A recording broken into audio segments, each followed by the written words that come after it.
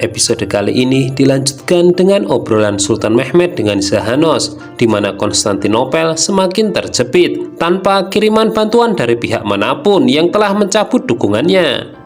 Harapan terakhir Konstantinopel hanyalah paus di Vatikan dan orang Latin. Itu pun kemungkinannya sangat kecil semenjak mereka bermusuhan yang tidak kunjung usai hingga sekarang. Sementara itu, meskipun Candarli telah dipukul mundur Kurjudohan, ia memberitahu Sulaiman jika ia masih memiliki rencana yang lain.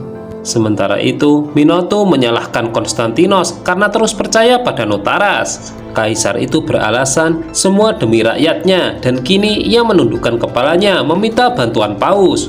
Sedangkan di kalangan para paus, surat dari Konstantinos sedang dibicarakan dan mereka menolak mengirimkan bantuan.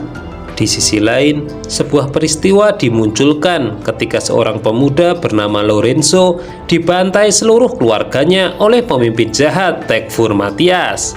Dalam kemarahannya, Lorenzo lantas mengancam bahwa perbuatan ini pasti akan dibalas oleh kesatria mereka yang pemberani, Giovanni Giustiniani. Tekfur itu pun hanya tertawa, menganggap semua itu hanyalah dongeng. Saltuk protes kepada Balibe, mereka tidak bisa keluar dari Konstantinopel sementara ia sangat lapar. Mendengar mengenai makanan, Balibe sepertinya memiliki tujuan. Di istana, Marahatun kembali dengan kabar baik bahwa Serbia dan Brankovic telah berhasil ia taklukkan sendirian. Mereka bersedia tunduk pada Sultan. Mendengar itu, tentu saja Sultan Mehmed bangga kepadanya. Di kalangan paus ternyata masih menyisakan satu pihak yang belum sepakat, yaitu Giustiniani. Paus memerintahkan untuk memanggilnya. Ketika Lorenzo bermaksud membalas dendam kepada Tekfur Matthias, ia justru tertawan. Saat itulah orang yang selalu ia sebut namanya dan selalu ia agung-agungkan muncul untuk membantunya. Siapa lagi kalau bukan Giovanni Giustiniani? Ia menghendaki pertarungan yang adil sehingga ia menyodorkan pedang kepada Tekfur Matthias.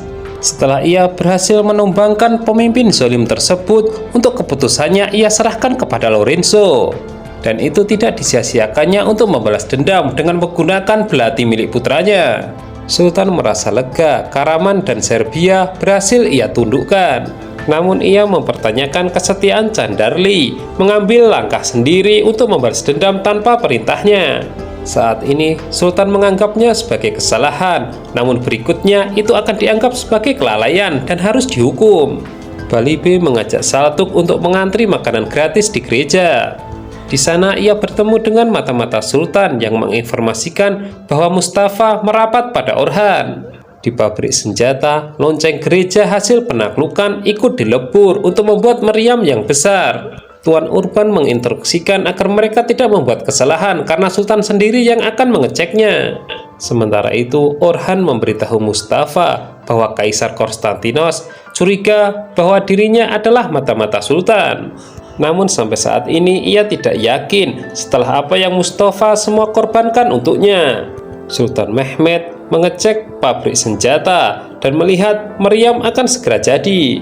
Dari situ pun ia akan berubah pikiran bahwa penaklukan bisa dipercepat. Bahkan Sultan Mehmed membayar zakat di depan dengan beberapa keping emas dimasukkan dalam larutan tersebut. Utusan Paus mendatangi Giustiniani untuk mengundangnya. Dia pun mendapatkan bocoran jika ini mengenai bantuan untuk Konstantinopel. Kepada Ishak Pasha, Candarli memberitahu bahwa ia tidak bisa move on sebelum membalas dendam kematian keponakannya. Apapun ia akan lakukan meskipun melanggar peraturan. Di saat yang sama ia mendapatkan informasi mengenai perjalanan Putri Minoto. Di sisi lain, tanpa terduga, Giustiniani berani melawan para paus. Meskipun secara global Kristen dan Katolik saling bermusuhan, ia tidak bisa membiarkan seseorang yang memohon bantuan kepadanya. Itu artinya ia akan membantu Kaisar Konstantinos membawakan amunisi serta makanan. Di Konstantinopel, Notaras menentang agenda Konstantinos. Sebab bagaimana mungkin mereka yang telah bermusuhan ratusan tahun tiba-tiba bekerja sama. Namun Konstantinos merasa tidak peduli, ini demi mempertahankan kota. Meskipun Giustiniani dibujuk, ia pun tetap keras kepala. Konstantinos menjadi prioritasnya. Sementara itu, rombongan Putri Minoto disergap oleh Candarli. Ternyata dia memiliki agenda rahasia agar bisa masuk Galata dan membujuk Minoto dengan menggunakan putrinya. Saat ini Konstantinos mengajak Rizzo melihat kondisi rakyatnya yang serba kesulitan. Dan untuk menebus kesalahannya yang kemarin, Rizzo diminta melakukan ekspedisi lagi membawakan bantuan gandum. Mata-mata Sultan memberitahu Balibe bahwa Orhan biasa pergi ke masjid Kamis sore.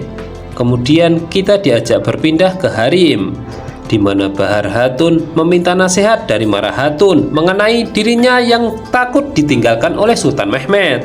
Secara saat ini Gulsah Hatun memberikan putra, perhatian Sultan tertuju kepadanya. Konstantinos menemui Demetrios, mengingatkan bahwa dia tidak menikah, tidak mungkin memiliki anak. Jadi masa depan tahta akan jatuh ke tangan putra Demetrios, yaitu keponakannya. Konstantinos mengaku sadar tidak ada gunanya permusuhan di antara mereka. Demetrios pun akhirnya dibebaskan dengan syarat mau membantunya. Kembali ke harem, Mara Hatun menjadi penengah untuk damainya Gulsah Hatun dengan Bahar Hatun.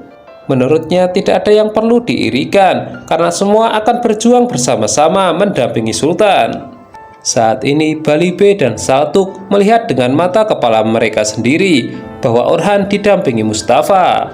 Dan karena target sudah berada di depan mata, lagi pula mereka jelas-jelas pengkhianat, mereka akan memburunya. Ketika melewati sebuah lorong, Balibe dan Saltuk meneriaki mereka dengan pengkhianat. Namun ternyata perhitungan mereka salah, Orhan tidak sebodoh yang mereka kira.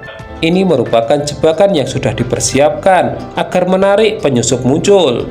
Diam-diam Sultan Mehmed memanggil Alibe yang baru selesai tugas dari Karaman untuk mencari keberadaan Balibe dan Saltuk. Saat ini kedua orang itu harus berjibaku menyelamatkan diri dari sergapan jebakan Orhan. Sementara itu di tempat lain, Candarli berhasil masuk ke Galata dan bertemu dengan Minoto, yang alasannya hanya ingin mendapatkan informasi mengenai Rizzo. Mustafa berhasil menyergap Saltuk dan ingin menjelaskan, namun itu terlambat karena Saltuk terlanjur menikamnya. Minoto tidak suka dengan kedatangan Candarli, namun ketika barang-barang milik putrinya dikeluarkan, ia pun terdiam. Disitulah kemudian Minoto memberikan informasi bahwa Rizzo akan kembali lagi dengan membawa gandum. Namun kita diperlihatkan pemandangan aneh, gandum dan senjata diletakkan di kapal Giustiniani. Kembali lagi ke Balibe dan Saltuk yang terus berjibaku menyelamatkan diri. Kali ini Saltuk memasuki gereja dan menyandra biarawati.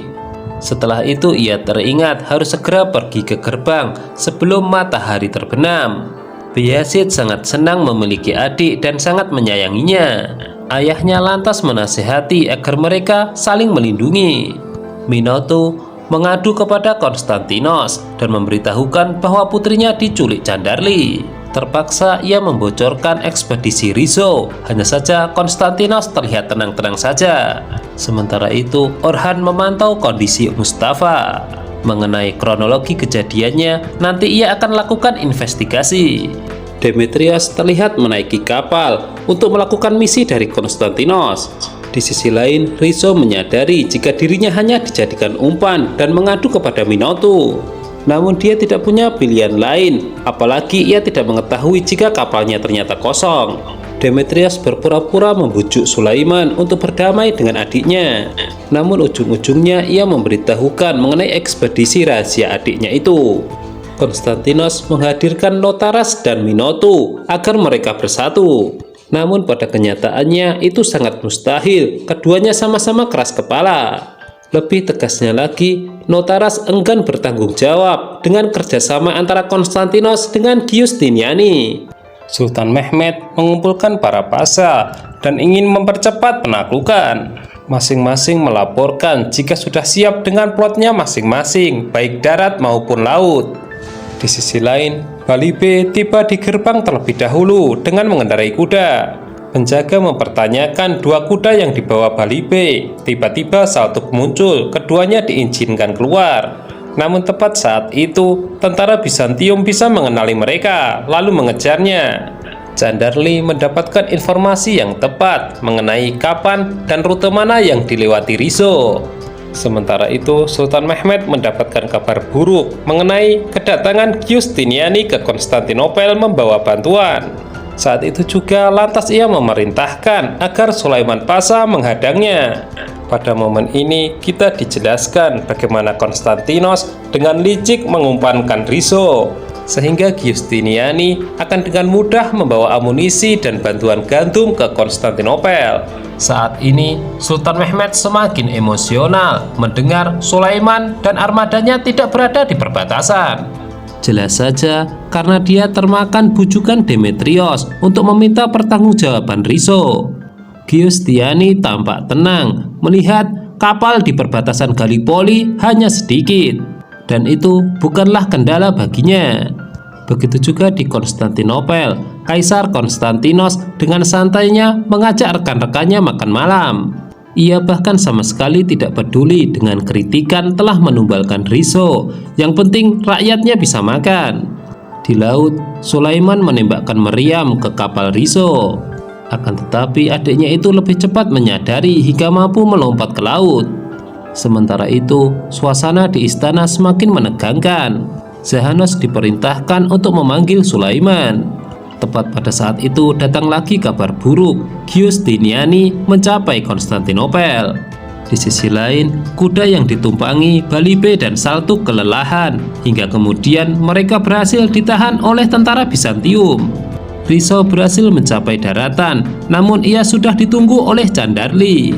Ia lantas menceritakan sebuah dongeng untuk mengiringi balas dendamnya.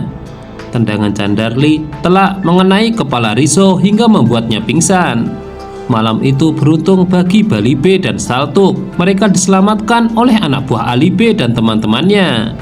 Alibe lantas menampakkan diri sebagai seorang sahabat sekaligus mengemban tugas dari Sultan Mehmed.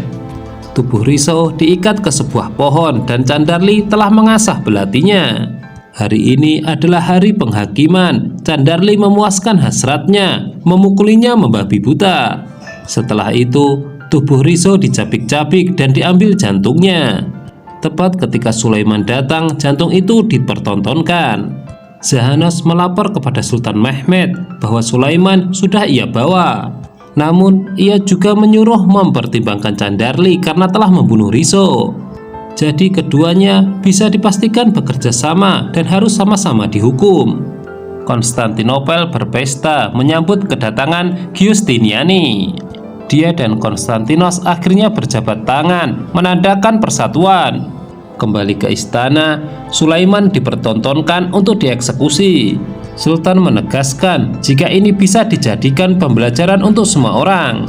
Namun sesuatu yang mengejutkan keluar dari mulut Sultan, bahwa ia memanggil Candarli pula dan menganggapnya sebagai pengkhianat. Untuk itu, ia juga akan mendapatkan hukuman. Nah, bagaimana nasib keduanya? Jangan lupa tonton kelanjutannya hanya di Mail Channel. Terima kasih.